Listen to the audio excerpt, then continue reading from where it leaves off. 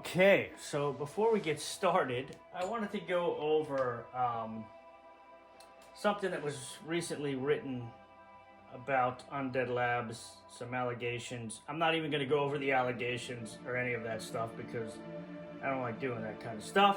And, can't believe everything that's written about, right? But there is always a little bit of truth in no matter what article it is. No matter who writes it, doesn't matter. There's always at least a little bit of truth in something. And I think I found the most important piece of truth. And I'm going to bring up that little clip here. And tell me what this sounds like. And this comes from, again, supposedly a former ex-employee. But it rings very true to what I've been saying all along. Just listen to this and read it. QA would work extremely hard, catch all our bugs, and try to take care of them, said one former developer. But the leadership would ignore these concerns and say things like, don't log multiplayer bugs, an attempt to show artificial progress on State of Decay 3. Short-term fixes are a boon, legacy boon, early in development when the idea is to try things and see what works. But multiple developers, worried about the rising amount of tech debt.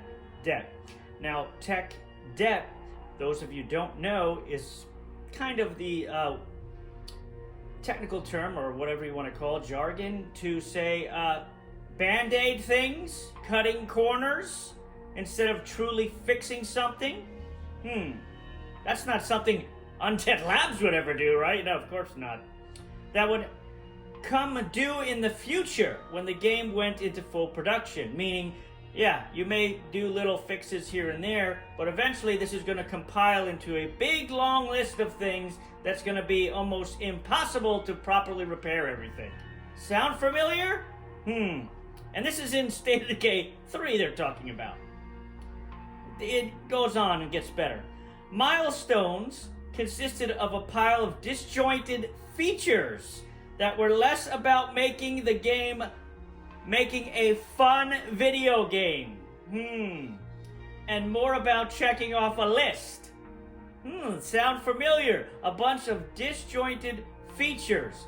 Fluff, in other words, that didn't make the game fun.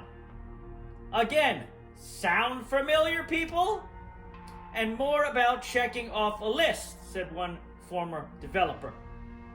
That's all I really cared about that, to read about that. But, my God, if that is not exactly to the T what I've been saying they've been doing with State of Decay 2 all along, I don't know what to tell you people. Now you have from a supposed former employer that's speaking on behalf of supposed other employers, so you have to take it with a grain of salt. But that, in my mind, rings true. Of anything in that whole article, that right there, because I'm seeing that myself. I've tried to explain that to people, and people are like, oh, no, they're doing these great updates. And said, no, they're doing fluff. Like I've said all along, things like lights in the houses, all of these nonsense things to take our attention away from the massive amount of bugs that are building up in the game that they refuse to take care of because they do not want to do QA. How do I know they don't want to do QA? They've passed QA off to us. Why do you think the PTR realm exists? They don't want to do QA. As I've said before. Not only do they not want to do it, bugs are reported, guess what they don't want to do? They don't want to properly fix them. This is why nothing ever gets properly fixed. It may get fixed or appear to be fixed, but it's not really, and it breaks or it does something different. These are all things that are happening in State of Decay 2 right now. Not only that, on State of Decay 3, it seems they're continuing this theme of not fixing things, not properly testing things, and making fluff, nonsense things that do not make the game more fun, like lights in a house. Perfect example. Instead of things that would make the game actually fun, like real content, like more challenges, a different legacy, maybe more vehicles,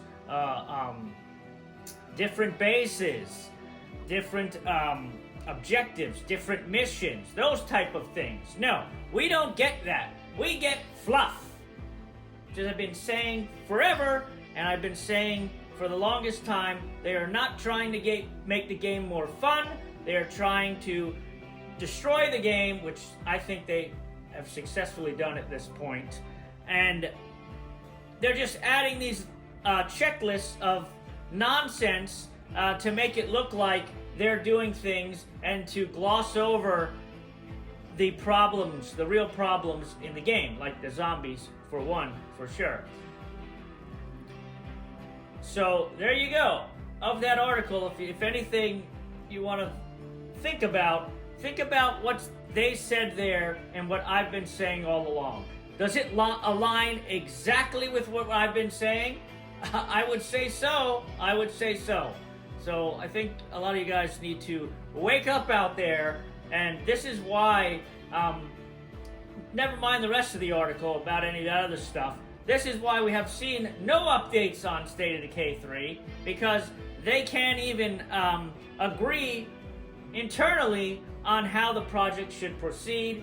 Ideas are apparently being shot down.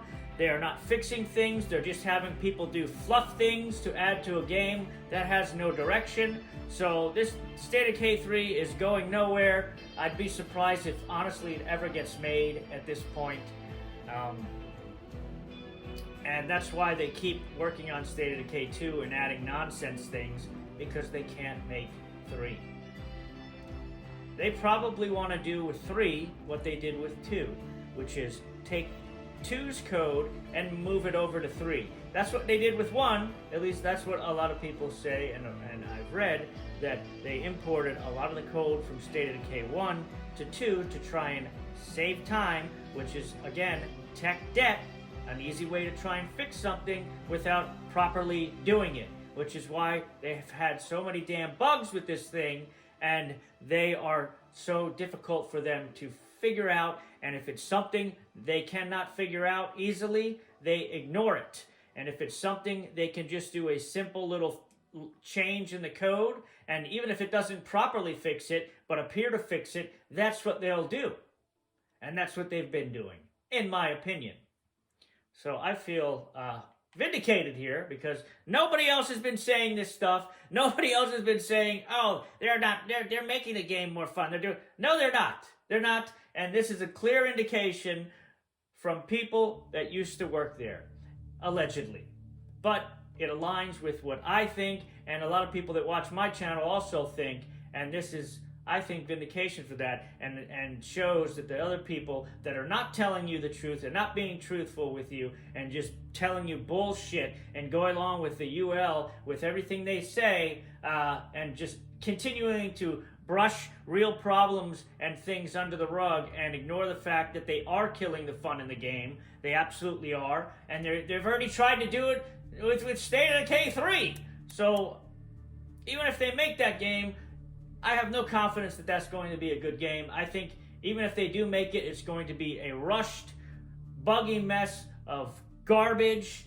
It is going to be worse than when State of Decay 2 was first released. It will probably be a rushed project that's just thrown out there, broken, because, as another point to one of the alleged former employers said, there was no direction for the game. Nobody knows what they're doing. They were just told to work on features for a game they don't even know how it works, which sounds exactly what they're doing now. So they're probably making gun packs and lights for buildings, stupid shit. That animals, and they don't even know how the animals are going to interact or work in the game. Just things that have they're making things before they make the base game or the story around the game. They're just told to work on a checklist of nonsense. So yeah, Good luck with that. Good luck with that.